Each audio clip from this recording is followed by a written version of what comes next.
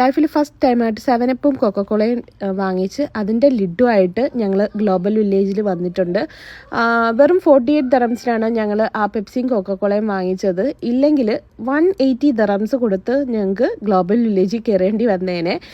അപ്പോൾ അതേ ഞങ്ങൾക്ക് ടിക്കറ്റ് എല്ലാം കിട്ടി, ഞങ്ങൾ അകത്ത് കയറിയിട്ടുണ്ട്.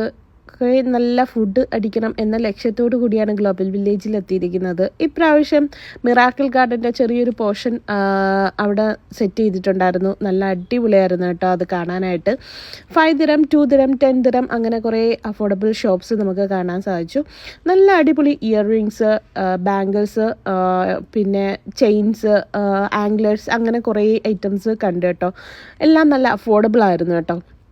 പിന്നെ ഞങ്ങൾ ഫുഡ് സ്ട്രീറ്റിലോട്ട് പോയിട്ടുണ്ടായിരുന്നു. ബോസ്നിയും വാങ്ങിച്ചു. ഞങ്ങൾ എല്ലാ പ്രാവശ്യവും ബോസ്നിയും വാങ്ങിക്കുന്നതാണ്. ഞങ്ങളങ്ങനെ ബോസ്നിയനും വാങ്ങിച്ചു. പിന്നെ കുറേ റീലിൽ കണ്ട് ഭയങ്കരമായിട്ട് കൊതി തോന്നി ഒരു ഐറ്റമാണ് ഈ ഒരു സാധനം, റോട്ടി റാപ്പ്. അത് വാങ്ങിച്ചു. ഭയങ്കര ഡിസപ്പോയിൻമെൻ്റായി. 35 ദിറംസാണ് ഈ ഒരു ചെറിയ സാധനത്തിനായത്. 35 ദിറംസ് നിങ്ങളൊന്ന് ചിന്തിച്ച് നോക്കിക്കേ. ഈ ഒരു 2 പെറോട്ടയിൽ കുറച്ച് മസാലയും ചേർത്ത് അവർ തരുന്നതാണ്. ഒട്ടും കൊള്ളില്ലായിരുന്നു. പിന്നെ ചെസ്നട്ട് കുറേ റീലിൽ കണ്ട് ഇതൊന്ന് ട്രൈ ചെയ്യണമെന്ന് വിചാരിച്ചു വാങ്ങിച്ചു. അതും നഷ്ടമായി. 50 ദിറംസാണ് ആ ഒരു ചെസ്നട്ടിന് അവർ ചാർജ് ചെയ്യുന്നത്. പിന്നെ ഞങ്ങൾ ലുക്കൈമത്ത് എല്ലാ പ്രാവശ്യവും വാങ്ങിക്കുന്നതാണ്. ലുക്കൈമത്ത് ആകെ ഒരു ആശ്വാസമായിരുന്നു. അതൊരു 35 ദിറംസാണ് ലുക്കൈമത്ത് ആയത്. എല്ലാ വർഷവും ഞങ്ങൾ മുടങ്ങാതെ ആഫ്രിക്കൻ പവലിയനിൽ വിസിറ്റ് ചെയ്യാറുണ്ട്.